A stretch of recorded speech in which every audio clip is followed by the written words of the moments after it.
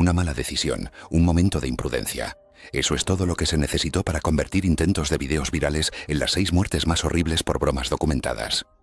Estos no son solo accidentes trágicos de acrobacias peligrosas, son recordatorios claros de que en la búsqueda de la fama en línea, el más mínimo error de cálculo puede cobrar el precio máximo. Era el 15 de marzo de 2016. En un pequeño estudio de Riverside, California, la cámara enfocaba una esquina de cocina estrecha donde cortinas sintéticas rozaban un viejo calentador de zócalo y rollos de papel se apoyaban al lado de una botella de aceite de cocina. Eve Hollowell, de 22 años, dividía su tiempo entre las clases y un trabajo en atención al cliente. Amigos la llamaban calmada y agradable, el tipo de persona que se ofrecía para sostener la luz cuando alguien más tenía una idea. Alistair Holloway, de 24 años, trabajaba de noche moviendo carga y dedicaba su tiempo libre a hacer videos cortos en línea. Él estaba seguro, impulsivo y convencido de que el próximo clip sería el que quedaría. Eran una pareja filmando juntos, persiguiendo un momento. El accesorio era simple, una lata de desodorante en aerosol y un encendedor barato. Alistair le dijo a Eve que quería hacer un rápido destello de llama como un susto inofensivo para la cámara. Solo un pequeño truco para hacerla saltar. Le aseguró que la llama se mantendría pequeña. La ventana estaba cerrada, el ventilador apagado, el extintor no existía. La blusa de Eve era de poliéster ligero, suelta en las mangas. Su cabello tenía fijación de un spray anterior. El trípode estaba colocado de manera que el encuadre los capturaba a ambos a solo unos pocos pies de distancia. Nada sobre el espacio perdonó el calor. Lo que sucedió a continuación se reconstruyó más tarde a partir de la cámara que continuó grabando en la esquina de la habitación.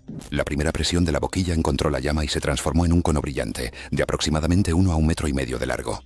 En una habitación pequeña, esa distancia desapareció.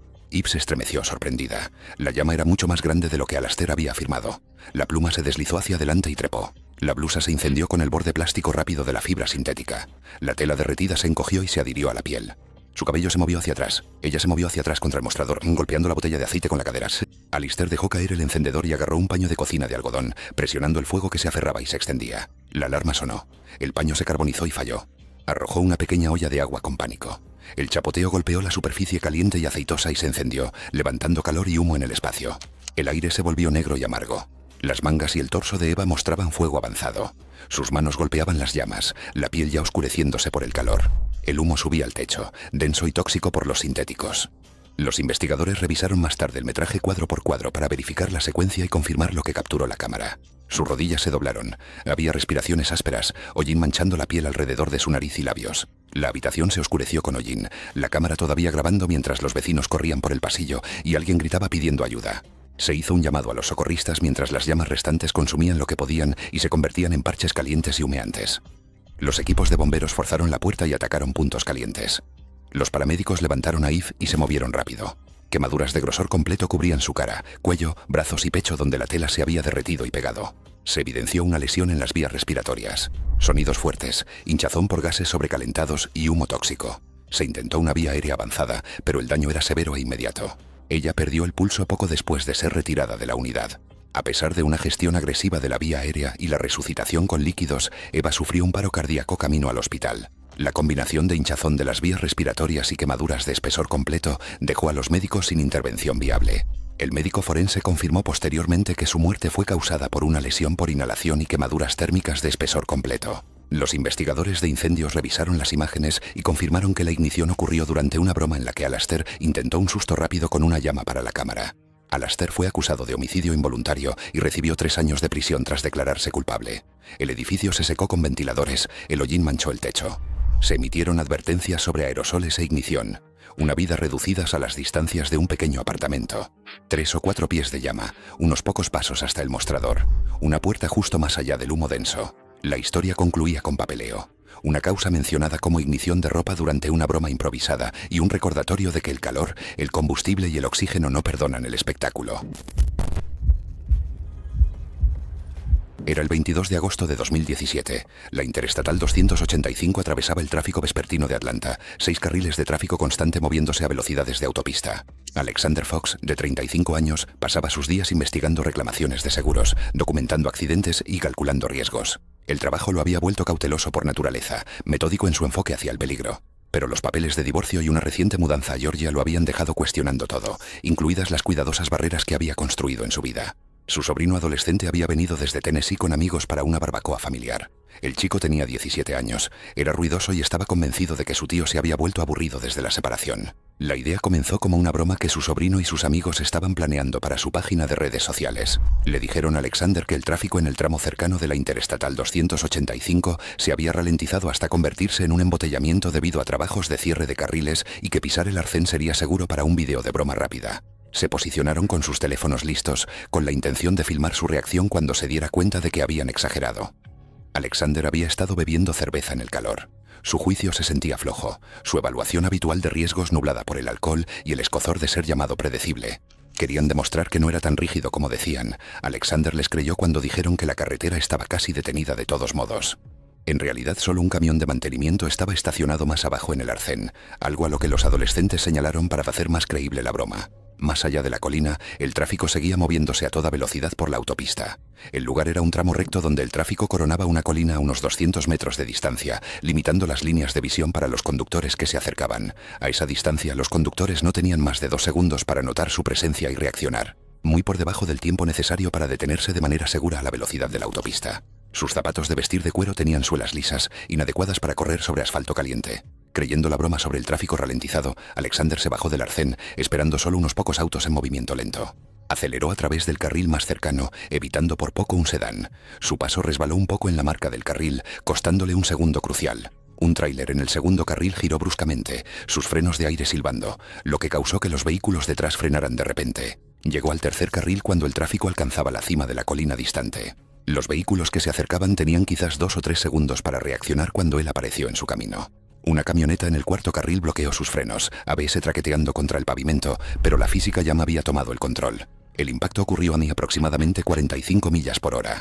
El cuerpo de Alejandro fue lanzado 30 pies hacia adelante, golpeando el asfalto y rodando por las líneas pintadas de los carriles. La colisión provocó una reacción en cadena de choques detrás del impacto inicial. Su pelvis mostraba una evidente inestabilidad y ambas piernas estaban deformadas. Los paramédicos notaron una distensión abdominal consistente con una hemorragia interna. Los transeúntes agitaban las manos frenéticamente para ralentizar el tráfico que se acercaba mientras su sobrino llamaba por ayuda. Los servicios de emergencia se enfrentaron a un embotellamiento al intentar llegar al separador donde Alexander yacía sangrando. Su piel se volvió pálida cuando el shock se instaló debido a lesiones internas masivas, a pesar de los intentos de controlar el sangrado externo. El daño era demasiado extenso. Los paramédicos encontraron solo respiraciones agónicas débiles y un pulso débil que se desvaneció durante el tratamiento inicial. A pesar de la RCP y la atención rápida al trauma, no pudieron restaurar la circulación. El médico forense confirmó más tarde que Alexander murió de una hemorragia interna masiva causada por un traumatismo contundente. La carretera permaneció cerrada durante horas mientras las cuadrillas limpiaban los escombros. La exesposa de Alexander más tarde creó una pequeña fundación de salud mental en su nombre. El conductor del camión requirió asesoramiento después del accidente. Lo que comenzó como una reunión familiar terminó en cinta amarilla e informes que documentan cómo el dolor personal y la presión de grupo superaron años de precaución. Los investigadores luego confirmaron que Alexander entró en la carretera después de haber sido engañado al pensar que el tráfico se había ralentizado debido a la construcción, una broma que su sobrino admitió nunca tuvo la intención de llevarlo a un peligro real. El caso fue clasificado como una muerte accidental, y el sobrino enfrentó un cargo de imprudencia temeraria por organizar y grabar la broma que llevó a Alexander a los carriles. Era 7 de diciembre de 2015. El andén del metro en el centro de la ciudad zumbaba con los viajeros de la tarde mientras los trenes retumbaban por los túneles debajo de Manhattan. Grace Montgomery, quien tiene 16 años, equilibraba su tiempo entre la práctica de atletismo y las clases en una escuela secundaria de Queens. Era rápida, competitiva y estaba cansada de que sus compañeros la descartaran por considerarla demasiado seria y enfocada en las calificaciones y el atletismo para ser interesante. 2 estudiantes mayores la habían acorralado cerca del borde del andén durante el viaje a casa. Ellos tenían 17 y 18 años, el tipo de personas que grababan clips de reacción planeados para sus cuentas en redes sociales. Le dijeron a Grace que querían un video de broma rápida donde ella fingiera correr al lado de un tren que se estaba yendo por un segundo, para que luego pudieran editarlo y que pareciera que estaba surfeando en el metro. Grace llevaba su uniforme escolar y cargaba una mochila pesada llena de libros de texto. Sus zapatos tenían muy poco agarre, diseñados más para pasillos que para trenes en movimiento. La plataforma estaba lo suficientemente llena como para proporcionar cobertura, y los pasajeros estaban demasiado concentrados en sus teléfonos para notar a los 2 compañeros de clase mayores acorralando a Grace cerca de la línea amarilla de seguridad. Grace pensaba que solo se suponía que debía trotar al lado del tren por un breve momento, no agarrarse realmente a él, y los estudiantes mayores mantenían sus teléfonos levantados para filmar la broma. El túnel entre estaciones se extendía casi 1 milla a través de la oscuridad, lleno de equipos de señalización y peligros eléctricos. El tercer riel llevaba 625 voltios de corriente continua, suficiente para detener un corazón instantáneamente. Los espacios eran reducidos, diseñados para trenes en lugar de cuerpos humanos aferrándose a sus exteriores. Cuando el Downtown Express comenzó a moverse, Grace corrió junto a los vagones en aceleración.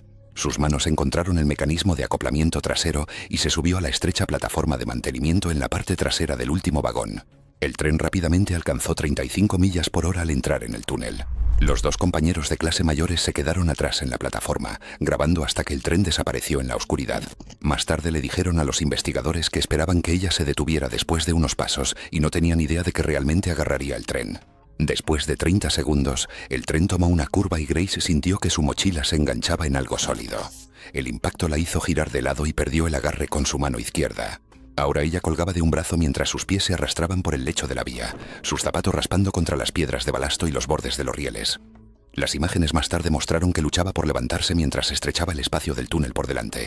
Su fuerza estaba fallando, sus palmas resbaladizas por el sudor. El agarre se soltó completamente y cayó entre las vías, su cuerpo golpeando el tercer riel electrificado. 625 voltios de corriente continua recorrieron su cuerpo, causando un paro cardíaco inmediato y una contracción muscular rígida. Su cuerpo se puso rígido por la corriente eléctrica y luego colapsó en la vía cuando se rompió el contacto. Los trabajadores del transporte la localizaron durante una inspección después del recorrido aproximadamente 12 minutos después.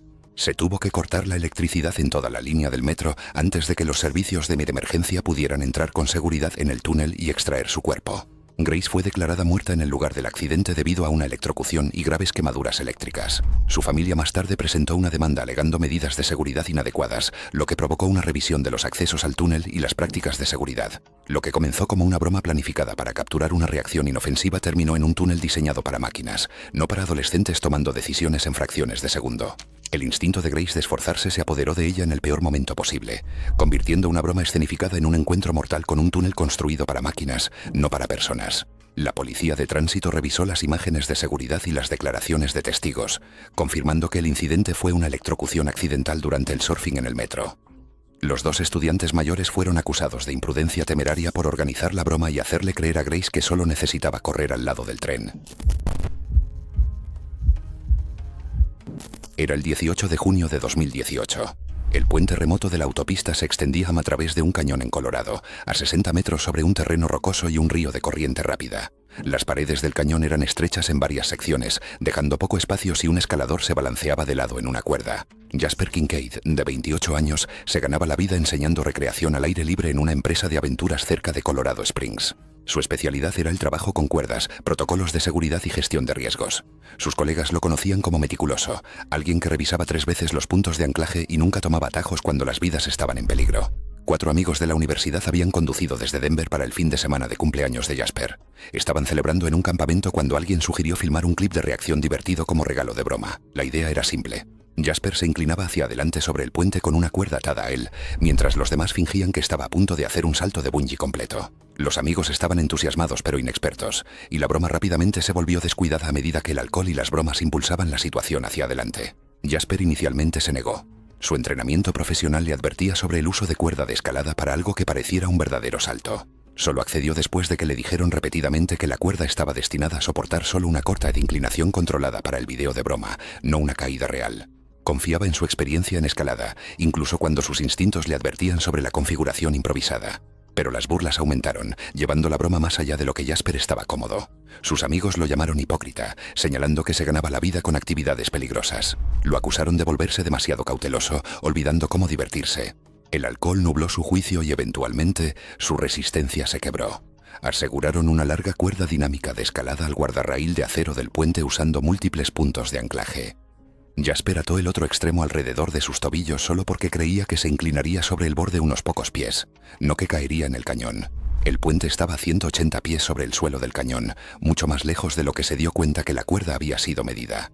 La caída comenzó antes de que Jasper se diera cuenta de que la configuración se había convertido en algo mucho más peligroso que la broma a la que accedió. Jasper cayó libremente durante 150 pies, alcanzando aproximadamente 104 a 108 km por hora antes de que la cuerda se tensara. Pero cuando la cuerda alcanzó su límite, no hubo una desaceleración gradual. En lugar de estirarse suavemente como una cuerda elástica, la cuerda de escalada se tensó con una fuerza devastadora.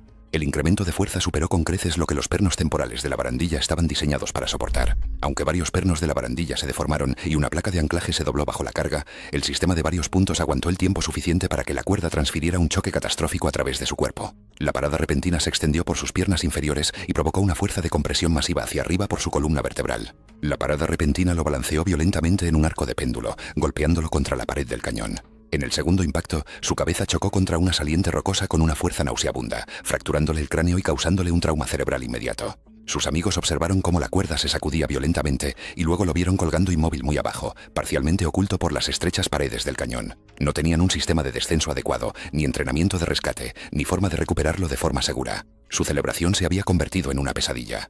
El rescate tomó 45 minutos. Los equipos de búsqueda y rescate tuvieron que descender en rapel desde el puente usando el equipo adecuado, mientras Jasper permanecía suspendido, inconsciente y sangrando. Cuando los rescatistas lo alcanzaron, todavía tenía un pulso débil pero no mostraba signos de conciencia. Perdió el pulso poco después de ser bajado al fondo del cañón y los paramédicos no pudieron restaurar la circulación.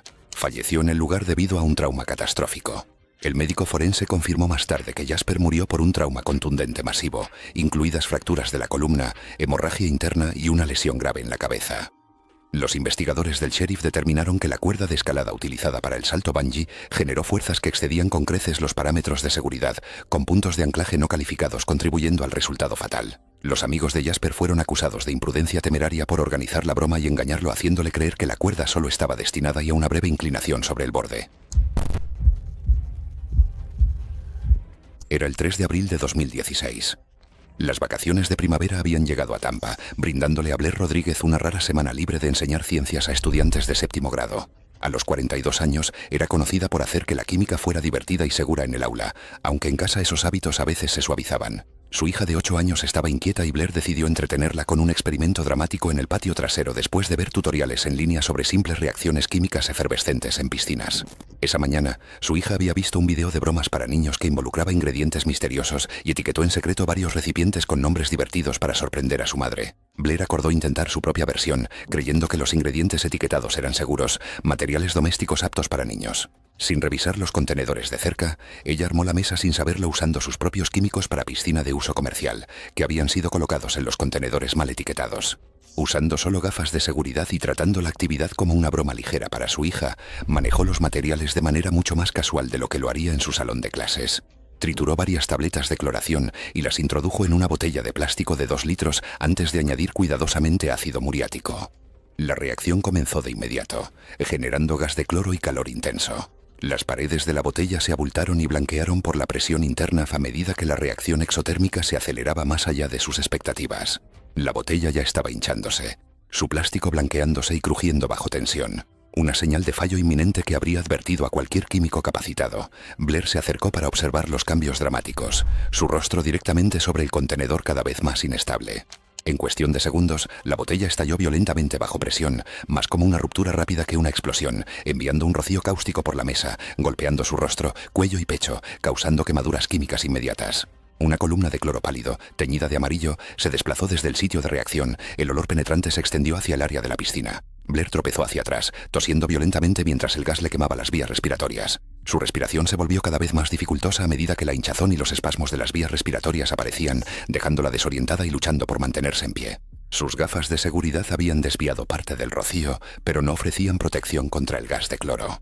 Ella tropezó en el borde de la piscina y cayó en 1,20 m de agua, saliendo a la superficie una vez con espuma en la boca, una señal temprana de lesión pulmonar aguda. La hinchazón en sus vías respiratorias hizo que cada respiración fuera ineficaz, y la tos violenta la dejó demasiado débil para mantenerse por encima del agua. Su hija pidió ayuda, mientras un vecino escuchó el alboroto pero se mantuvo a distancia al sentir el fuerte olor a cloro en su patio. Blair se sumergió de nuevo. Su lesión en las vías respiratorias y la tos violenta la dejaron demasiado débil y sin aliento para mantenerse a flote. Los equipos de respuesta a emergencias se mantuvieron a una distancia segura hasta que los equipos de materiales peligrosos pudieron ventilar el área. Cuando finalmente llegaron a Blair, ella había estado bajo el agua durante varios minutos.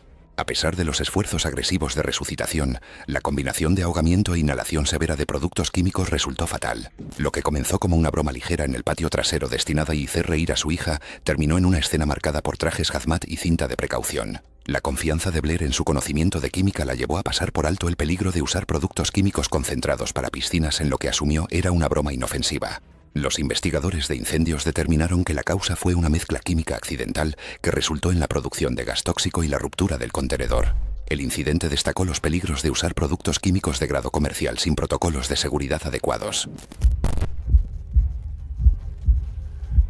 Era el 11 de octubre de 2017.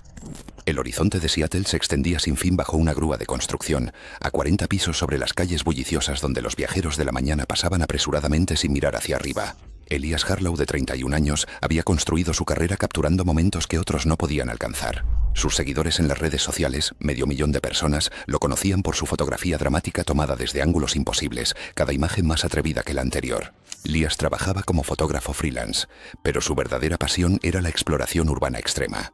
Planeaba cada toma con cuidado, estudiando estructuras y calculando riesgos, y su público lo seguía por las imágenes dramáticas tomadas desde alturas peligrosas. El edificio en construcción de 40 pisos ofrecía un perfecto telón de fondo al amanecer sobre Seattle. Elias había revisado el horario del fin de semana y sabía que la seguridad sería baja, dándole una pequeña oportunidad de tomarse una selfie con la ciudad a 120 metros de altura. A principios de esa semana, dos amigos habían bromeado sobre una tendencia de bromas virales donde las personas se inclinaban sobre bordes altos para imitar una confianza extrema. Como parte del chiste le dijeron a Elias que los trabajadores de construcción ya habían probado el cable de línea de vida temporal en el piso 40 y que podía soportar el peso de una persona para una pose rápida. Dijeron que era parte de la tendencia para que la acrobacia pareciera temeraria mientras en realidad era segura. Elias les creyó, tomando el consejo como una reafirmación inofensiva en lugar de darse cuenta de que solo era parte de su broma. El clima hizo que el montaje fuera arriesgado.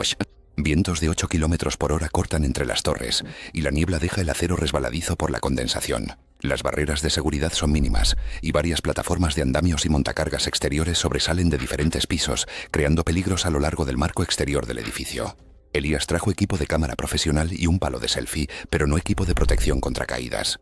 Había ganado confianza con años de sesiones exitosas, confiando en su experiencia para mantenerse seguro. Los cables temporales de vida del edificio parecían lo suficientemente seguros como para proporcionar un asidero, aunque no estaban clasificados para cargas humanas.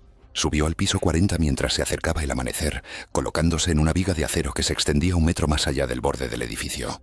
El espectacular voladizo crearía el encuadre perfecto para su fotografía, con nada más que aire vacío y la plaza de la ciudad muy abajo. Las primeras tomas salieron bien. Él se colocó en la postura exagerada hacia adelante que requería el meme, inclinando su cuerpo hacia afuera para imitar la pose estilo broma que pretendía parecer imprudente pero controlada.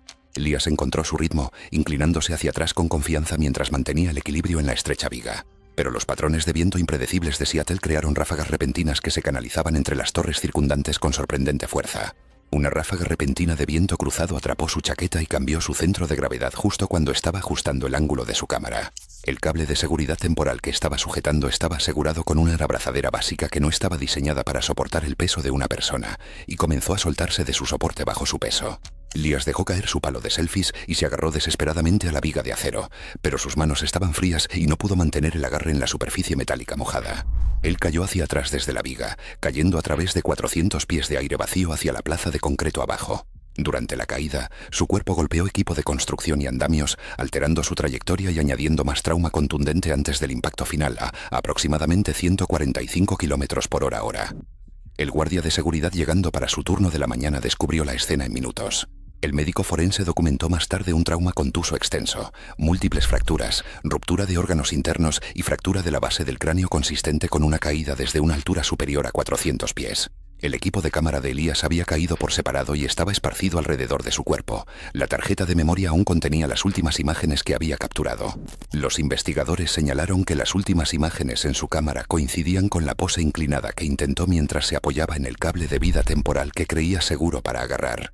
Los detectives entrevistaron a sus amigos, quienes admitieron que la falsa seguridad sobre el cable había sido una broma inofensiva, lo que llevó a los investigadores a clasificar su participación como negligente pero no criminal. Lo que comenzó como un intento alegre de recrear una pose de broma de tendencia, terminó con los investigadores reconstruyendo su caída a partir de pruebas dispersas de cámaras. Declararon que la muerte fue una fatalidad accidental por intrusión, lo que llevó a los desarrolladores a añadir barreras de seguridad permanentes. Gracias por ver.